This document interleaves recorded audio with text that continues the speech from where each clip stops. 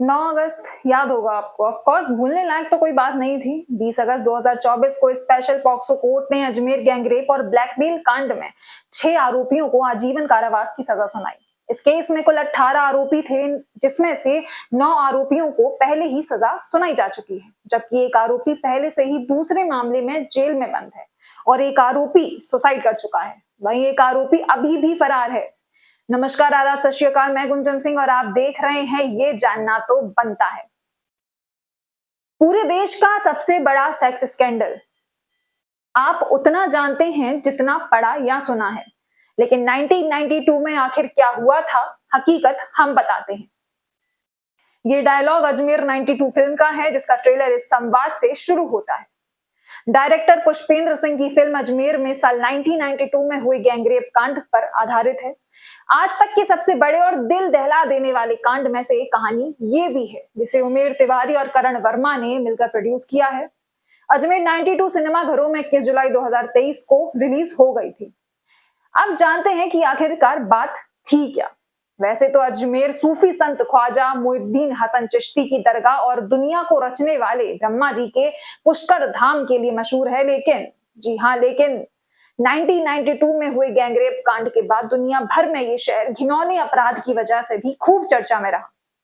अजमेर के school college में पढ़ने वाली लड़कियों की न्यूड तस्वीरें लीक करने वाले एक गैंग ने इस कांड को अंजाम दिया था। ये गिरोह लड़कियों की तस्वीरें लीक करने की धमकी देकर गैंगरेप किया करता था।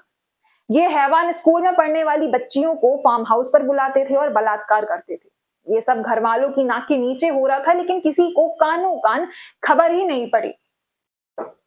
दरअसल अजमेर की सावित्री स्कूल और सोफिया स्कूल में पढ़ने वाली लड़कियों को फार्म हाउस पर बुलाकर रेप करते रहे लड़के। साथ ही जो लड़कियां थी वो प्रताड़ना झेलती रही, मगर उनके घर वालों को भनक तक नहीं लगी। स्थानीय मीडिया ने एक वक्त पर लिखा था कि इस गंदगी का आतंक इस कदर था कि आईएएस और आईपीएस ऑफिसर्स की बेटियां तक इसका शिकार रहीं, लेकिन ज्यादातर पीड़िता सामान्य बैकग्राउंड की थी। इन्हें निशाना बनाने के लिए गैंग मेंबर्स ब्लैकमेल किया करते थे और इंटीमेट तस्वीरों के जरिए इनका तरीका कुछ इस तरह का था कि पहली बार यौन शोषण के दौरान तस्वीरें खींच ली जाती थी या रेप के दौरान इन तस्वीरों का इस्तेमाल कर बार बार उन्हें डराया और धमकाया जाता था और शोषण किया जाता था। और साथ ही उन्हें ब्लैकमेल किया जाता था कि अगर तुम अपने दोस्त को बुलाकर यहाँ नहीं लाओगी तो मैं ये तुम्हारी फोटोज लीक कर दूंगा। इसके बाद वही सिलसिला चलता रहा, एक लड़की फिर दूसरी लड़की, चौथी, बस यही क्रम चलता रहा। द प्रिंट में छपी ज्योति यादव की रिपोर्ट के मुताबिक अजमेर पुलिस को शक था कि पीड़ितों की कुल संख्या 100 से ऊपर थी, लेकिन अंत में 16 लड़कियों ने ही अपने बयान दर्ज कराए। बाद में उनमें से कई लड़कियों ने बदनामी के डर से अपने बयान से ही वो पलट गई। लेकिन इसका मतलब ये नहीं कि लड़कियां 16 थी, लड़कियां 100 से ऊपर थी, पर सामने आने की हिम्मत सिर्फ कुछ में थी। इस स्कैंडल की शुरुआत 2 लोगों से हुई, जिनके नाम थे नफीस और फारूक चिश्ती। ये दोनों अजमेर के दरगाह के खादिम परिवार से जुड़े हुए थे। 2 से 4, 4 से 6 ये गैंग चिश्ती परिवार के रुतबे, पैसे के दम और राजनीतिक रुतबे का फायदा उठाता और कानून को अपने जूते की नोक पर रखता। खासकर नफीस पर ड्रग्स रैकेट चलाने जैसे इल्जाम भी थे। ये लोग खुद भी पॉलिटिक्स में एक्टिव थे, दोनों यूथ कांग्रेस में ऊंचे पदों पर थे और इसी पहुंच का फायदा उठाकर सेक्स स्कैंडल की शुरुआत हुई। द प्रिंट की पत्रकार ज्योति यादव की रिपोर्ट के मुताबिक एक महत्वाकांक्षी लड़की जो कांग्रेस ज्वाइन करना चाहती थी, उसकी मुलाकात फारूक और नफीस चिश्ती से हुई। लड़की उस वक्त अजमेर के सावित्री स्कूल में 12th की स्टूडेंट थी। पहले तो कुछ दिन यूं ही बात चली, लेकिन उसके बाद एक दिन फारूक ने अपनी वैन में बिठाकर उसे फार्म हाउस वो ले गया। उसने लड़की के साथ यौन शोषण किया और इन सब चीजों की तस्वीरें भी उतार ली गई। बाद में उस लड़की को इन्हीं तस्वीरों के जरिए ब्लैकमेल किया गया, बार बार उसका यौन शोषण किया। फिर नफीस और फारूक चिश्ती ने उस लड़की से कहा कि तुम अपने दोस्तों से भी मिलवाओ। लड़की को बात माननी पड़ी और करती भी क्या, क्योंकि और कोई उसके पास रास्ता भी नहीं था। लड़की अपने दोस्तों से मिलवाती, लेकिन मिलवाते वक्त उन दोनों को अपना भाई बताती ताकि लड़कियां जल्द भरोसा कर लें। ये वो टाइम था जब तस्वीरों का पहले निगेटिव आता था। एग्जाम्पल के लिए बाजीगर मूवी, जो क्लिप आपने अभी देखी, ऐसे ही निगेटिव पहले चलते थे। जिस फोटो स्टूडियो में ये तस्वीरें धुलवाते थे, उसके संचालक की वजह से इस पूरे स्कैंडल का भांडा फूटा। संचालक का नाम था पुरुषोत्तम। उसने इस स्कैंडल में कदम कदम पर चिश्ती भाइयों का साथ दिया। पुरुषोत्तम के पास स्कैंडल की बहुत सी तस्वीरें इकट्ठी हो गई थी, क्योंकि वही निगेटिव धोता था। वो पॉर्न मैगजीन्स का भी शौकीन था। अब आते हैं असल बात पर कि बात सामने कैसे आई। एक बार पुरुषोत्तम के स्टूडियो में उसका पड़ोसी देवेंद्र जैन आया। देवेंद्र ने एडल्ट मैगजीन्स देखी तो पुरुषोत्तम ने उससे कहा कि ये तो कुछ भी नहीं है, तुम्हें मैं असली चीज दिखाता हूँ। जिसके बाद पुरुषोत्तम ने देवेंद्र को वो तस्वीरें दिखाई जो स्कैंडल से जुड़ी हुई थी। देवेंद्र उन्हें देखकर हैरान रह गया। उसने उन तस्वीरों की कॉपीज बनाई और विश्व हिंदू परिषद और दैनिक नवज्योति अखबार को भेजी।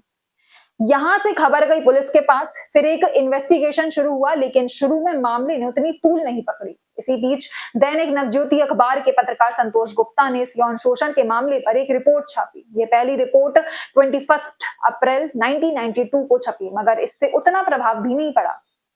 इस रिपोर्ट में बताया गया कि कैसे राजनीतिक, सामाजिक और बड़े ओहदे पर बैठे लोग शहर में गंदगी मचा रहे हैं। वे स्कूल कॉलेजों में पढ़ रही बच्चियों को ब्लैकमेल कर रहे हैं। संतोष गुप्ता को लगा कि लोग जागने का तो नाम ही नहीं ले रहे। संतोष के पास कोई रास्ता नहीं बचा, इसलिए उसने अगली रिपोर्ट जो 15 मई को पब्लिश हुई, इस रिपोर्ट में ब्लर करके बिना कपड़ों वाली उन इंटीमेट तस्वीरों को पब्लिक किया गया। इससे शहर में बड़े स्तर पर लोगों में गुस्सा फैला कि 18 मई को अजमेर बंद करना पड़ा। इसके बाद जांच भी गंभीर रूप से हुई। सीआईडी क्राइम ब्रांच में उस वक्त के एसपीएन की पार्टी ने बताया कि केस को हैंडल करने में एक बड़ी चुनौती थी कि मामले को सांप्रदायिक लेन देन से कैसे बचाया जाए, क्योंकि मुख्य आरोपी मुसलमान थे और ज्यादातर पीड़िता हिंदू। अब ये सब हो रहा था कि 1992 के महीने में जब बीजेपी नेता लाल कृष्ण आडवाणी की जो रथ यात्रा थी, लगभग उसे 2 ही बरस बीते थे और उस दौरान किस तरह का तनाव था ये सब जानते थे। इसलिए कई पुलिस अधिकारी जो उस वक्त सर्विस में थे, उन्हें इस बात की टेंशन थी कि मामला हाथ से ना निकल जाए। डीएनए की रिपोर्ट के मुताबिक 250 से भी ज्यादा लड़कियों को ब्लैकमेल किया गया। इस रिपोर्ट के बाद प्रशासन से लेकर राजनीतिक गलियारों में हड़कंप मच गया। इंडियन एक्सप्रेस की रिपोर्ट के मुताबिक इस केस के बारे में पुलिस और प्रशासन को पता तो चल गया था, लेकिन वे डर रहे थे कि शहर में दंगे ना हो जाए, शांति व कानून व्यवस्था में चूक ना हो जाए। रिपोर्ट के मुताबिक ज्यादातर आरोपी मुस्लिम और पीड़िता हिंदू बताए गए थे। इस तरह की खबरें सामने आने के बाद लोगों ने विरोध प्रदर्शन करना शुरू कर दिया। पूरे राजस्थान में लोग सड़कों पर उतर आए। अंत में कई आरोपियों को पुलिस ने गिरफ्तार किया। अजमेर शहर में एक अखबार निकलता था, नवज्योति दैनिक अखबार। 1992 में एक दिन जब शहर के लोग सुबह उठे तो उन्हें अखबार में एक खबर छपी मिली। एक हेडिंग, बड़े लोगों की पुत्रियां ब्लैकमेलिंग का शिकार। जी हाँ, दोपहर होते होते बात राजस्थान के मुख्यमंत्री तक पहुंच गई। उस समय राज्य में बीजेपी की सरकार थी और मुख्यमंत्री थे भैरों सिंह शेखावत। अखबार में खबर को छपे लगभग 15 दिन बीत चुके थे, लेकिन कोई कार्रवाई नहीं हो रही थी। इधर संतोष गुप्ता हर दिन अखबार में इस केस से जुड़ी नई नई जानकारियों के बारे में लिख रहे थे।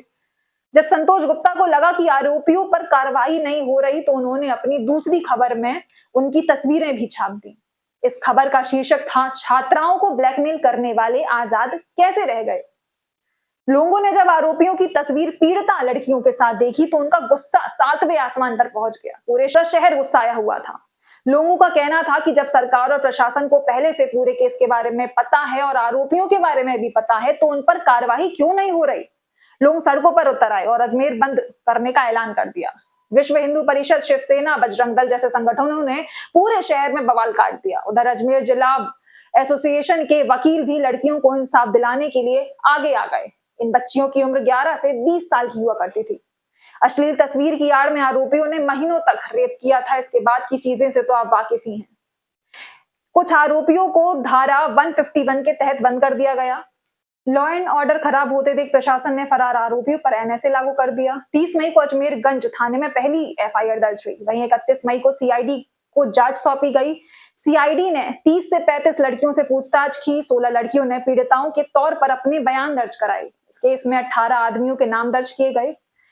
सितंबर 1992 में 250 पत्रों की चार्जशीट दायर हुई। 127 गवाह और 69 सबूत लिस्ट किए गए। 1994 आरोपी पुरुषोत्तम दास ने आत्महत्या की। 1998 में मई में जिला कोर्ट ने 8 आरोपियों को आजीवन कारावास की सजा सुनाई। वहीं 2001 राजस्थान हाई कोर्ट ने 4 को बरी कर दिया। 2003 सुप्रीम कोर्ट ने बाकी 4 आरोपियों की सजा को उम्र कैद से 10 साल में बदल दिया। 2003 नफीस चिश्ती को दिल्ली से बुरके में पकड़ा गया। 2005 अन्य आरोपी इकबाल भट्ट को अरेस्ट किया गया। 2007 मेंटली अनस्टेबल बताकर ट्रायल से बचते रहे फारूक चिश्ती और जिला कोर्ट ने उम्र कैद की सजा सुनाई। 2013 राजस्थान हाई कोर्ट ने फारूक चिश्ती की सजा को कम कर दिया और रिहा भी कर दिया। 2018 सोहेल घनी ने किया सरेंडर, 26 साल से था वहां पर वो फरार चल रहा था। 2023 6 लोगों के खिलाफ अजमेर के पॉक्सो कोर्ट में ट्रायल जारी था। नफीस चिश्ती, इकबाल भट्ट, सलीम चिश्ती, जमीर हुसैन, नसीम उर्फ टार्जन और सोहेल घनी आरोपी अलमास महज अभी तक फरार हैं। अमेरिका में वो कहीं छुपे हुए हैं और अभी भी इस केस की थोड़ी तफ्तीश चल ही रही है। आपको हमारी स्टोरी कैसी लगी हमें कमेंट सेक्शन में जरूर बताइएगा। मैं गुंजन सिंह आपसे प्रॉमिस करती हूँ फिर लौटूंगी एक नई स्टोरी, एक नए किस्से के साथ। Bye bye.